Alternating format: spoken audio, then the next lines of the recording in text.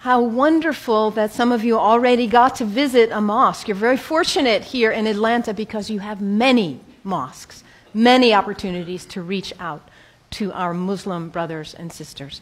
In the whole state of Vermont, where I hail from, we have one. So you have no reason to not visit. It's right around the corner from you. There are mosques everywhere. And it's important that we visit because Islam is the most misunderstood and the most maligned religion in the world today. We are being whipped up into fear of Muslims. And when we are afraid, we're stupid, actually. We're operating out of just that reptilian part of our brain. When we're afraid, we don't have access to our higher functionings, our whole self, the power of the knowledge in our hearts, our whole being. We're resigned to a small place of living. Ali, the son-in-law of the Prophet, says, people are afraid of what they don't understand.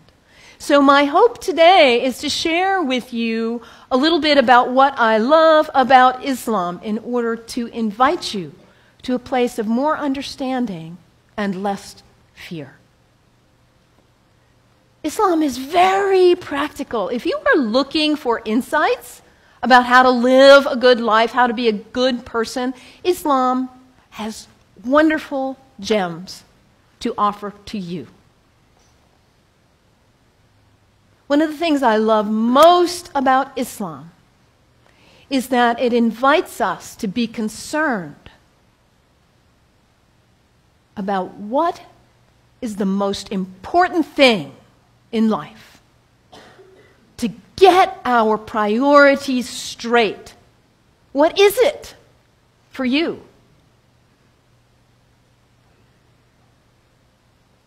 Stuff? Money?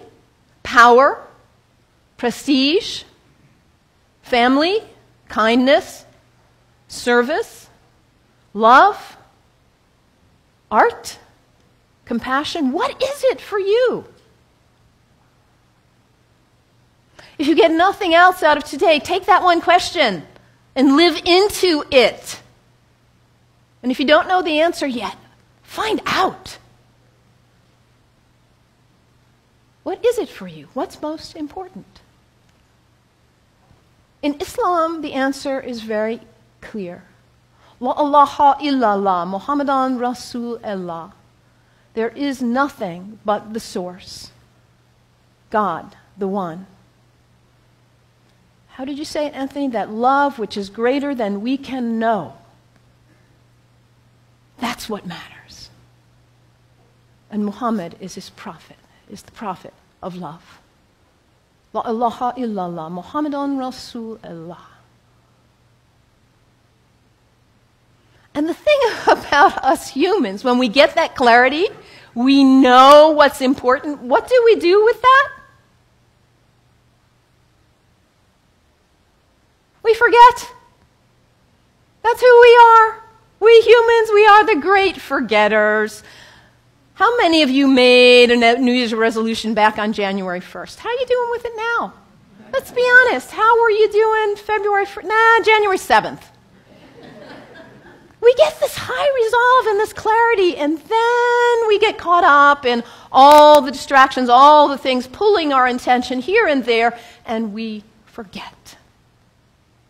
That poet, Mary Oliver, says, what is it you plan to do with your one wild and precious life? What is it? In order to not waste our life, we need to regularly hit that reset button, come on back to center, to our heart, to what we know is really why we are here, what we know is really important. Regularly throughout the day, to stop and come back and say, well, let me check in and remember what matters so I don't waste my day or my week or my month or my life. And for Muslims, this is prayer, salat. It is the second pillar of Islam. The first pillar, la ilaha illallah, to know what matters. And the second pillar is to hit that reset button in order to regularly come back to center and remember what really matters. And for Muslims, this is not an activity in the head. It's an activity of the whole body. Allah Akbar, Allahu Akbar. Bismillah ar-Rahman ar-Rahim. Alhamdulillah, Rabbil Alameen. Ar-Rahman ar-Rahim. Malik Yawmiddin. Iyyaka na'budu wa iyyaka nasta'in. As-siratal mustaqim. Siratal ladhina an'amta 'alayhim. Ghayril maghdubi waladdallin. Amin. Allahu Akbar. Allahu Akbar. Allahu Akbar.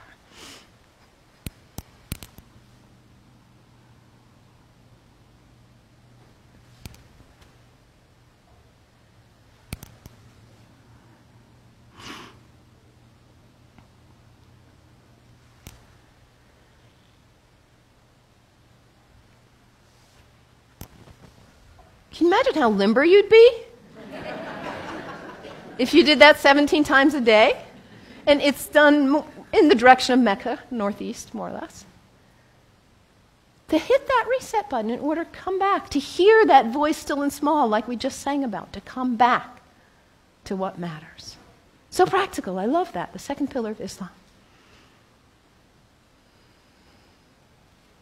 Islam also reminds us to always be concerned about those who are less well off than ourselves. Over and over in the Quran it says, be concerned about the widows and orphans. Be generous. I brought some soup as a symbol of generosity, giving, donating to food banks, giving to people who need food.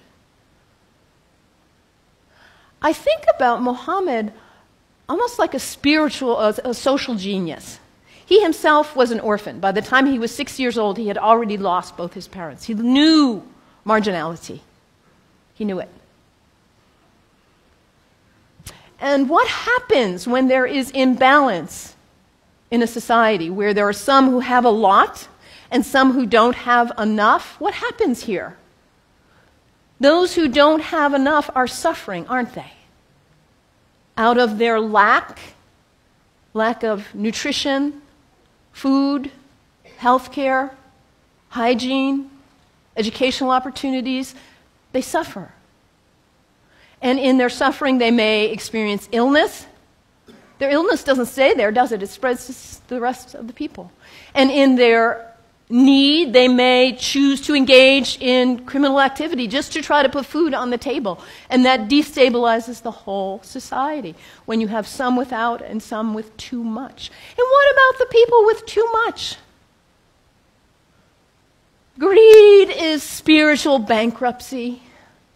We cannot know well-being in our hearts when we are surrounded with too much while others are suffering.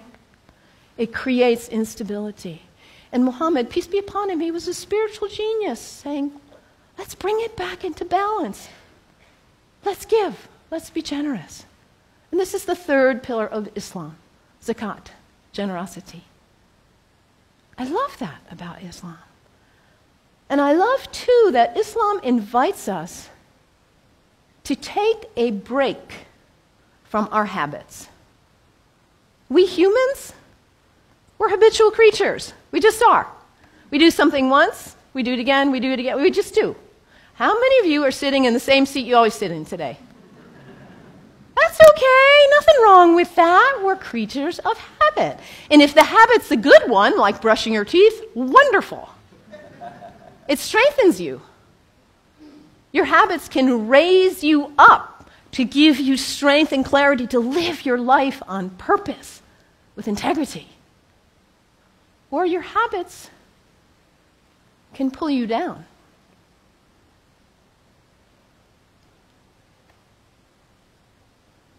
To take a break from your habits, because what happens when you try to take a break from your habit, when you try to stop reaching for whatever it is and you cannot? What is it for you? Coffee? Sugar? Alcohol? Drugs? Sex? Shopping? Your cell phone? Your tablet? Gossip? What is it for you, this behavior that you're caught in? You know it's not worthy of your best self, and yet there you are. It's addiction, isn't it? When we can't stop reaching for it, we can't stop doing it.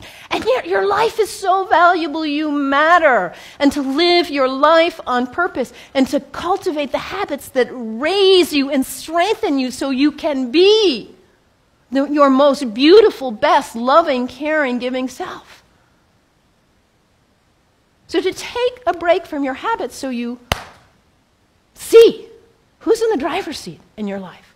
And put yourself back in the driver's seat, whatever it is for you. There are other people in this room who have also struggled with addiction in this way and who have overcome it. You can get help. You can do it. Your life matters. It's valuable. This is the next pillar of Islam, fasting. Fasting not just from food, but fasting from other activities and behaviors as well. And when we fast from food in particular, and it says over again and again in the Quran, fasting is good for you if you only knew. Because we put too much in our bodies, don't we? We stress them. We overeat and put junk. And we don't honor the beauty of ourselves. And also, when we fast, hunger is not a theory in the head, it's an experience in the body when we fast from food, that feeling. And then when you see somebody else on the street who is begging, it's not a theory. You feel empathy because you know what hunger feels like. It's harder to close your eyes and walk right on by.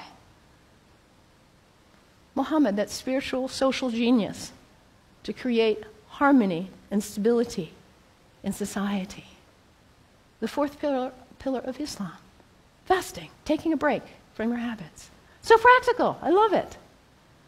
And I also love about Islam that it encourages us to take a break from our location, to travel with intention, to recognize the power of space, the sacredness of space, and how the greats who have walked on this earth have blessed the earth with their presence, their breath, their thoughts, their actions.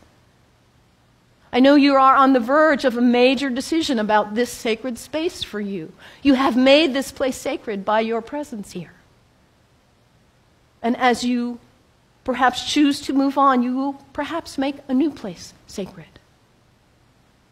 by your use and your love. The earth is sacred. Our places are sacred. And when we travel with intention, we are changed by it. This is the fifth pillar of Islam, pilgrimage. And for Muslims, the pilgrimage is to Mecca, which none of us will probably go there. But where is pilgrimage for you? My last name is Kennedy. My family is Irish. My parents have gone to Ireland. My mother says there are no words to express what it is like to walk in that place of our ancestors, of the great Celtic saints and sages. It may not be Ireland for you or Mecca, but where is it for you? Anybody been to Walden, the place where that great book was written? It's a place of pilgrimage for many of us. Anybody been to Transylvania?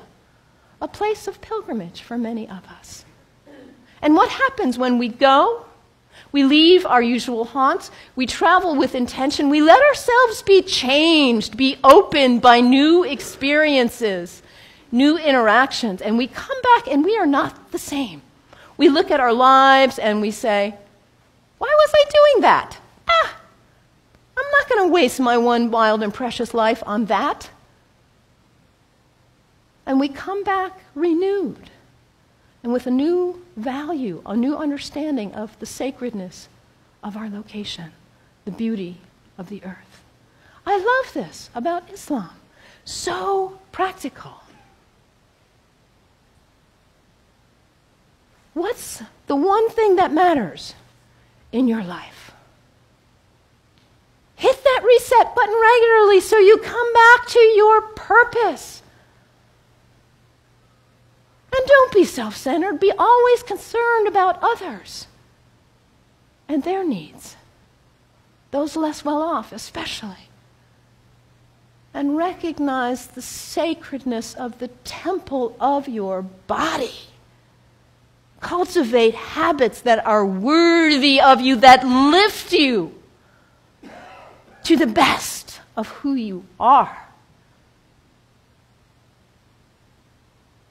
And recognize the sacredness of space and the gift of the ancestors, the sages, the saints, the prophets who have gone before us and held a beacon of example for us. Travel with intention. Let yourself be changed. The 5 pillars of Islam. What great practical advice for living your life on purpose. And yet, at the same time as all of what I've told you is true, the beauty of this great tradition, we are being whipped up into fear against Muslims and Islam. I have a dear friend, Rudy, who is a retired UU minister and a Sufi like myself. And about 7 years ago or so, he said to me, Malin,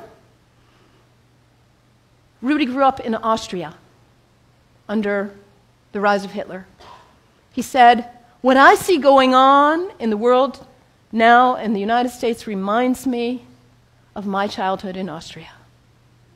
And in that time, it was the Jews who were being maligned, and now it's the Muslims.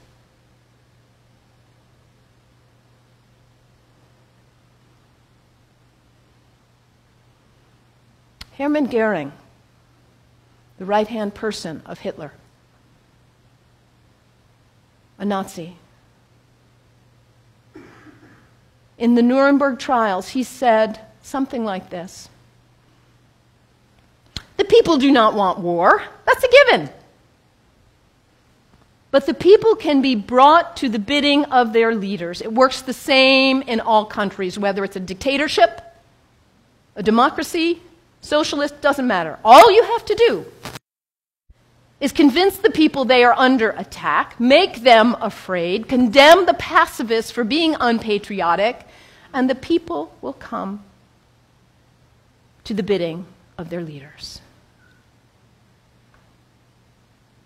We're in the midst of such a time. People are afraid of what they don't understand. I implore you, do not fall for this ruse.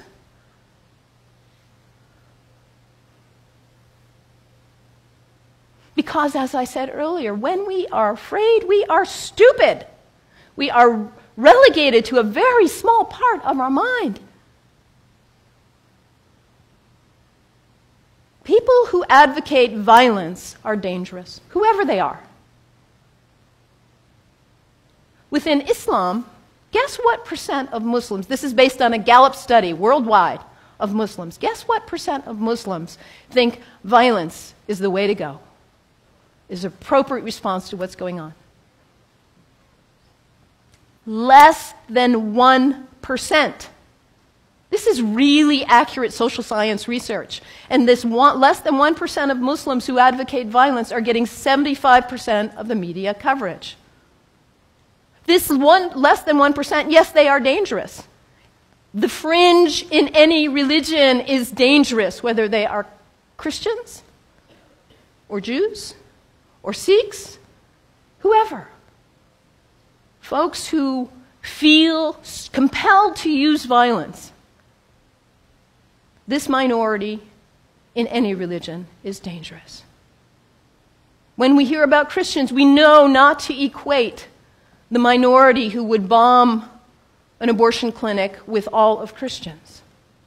The same is true with Islam. This Less than 1% who would advocate violence, they do not speak for Islam. The people who speak for Islam are the people who are most concerned about living life on purpose. Not wasting your wild, precious life, but hitting that reset button, coming back to center.